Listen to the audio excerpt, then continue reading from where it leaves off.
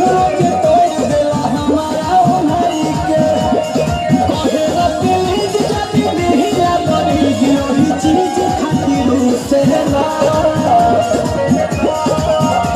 तरस भरी है राजा हमर धके सुतेला जीवन भर राजा हमर धके सुतेला छोड़ी ना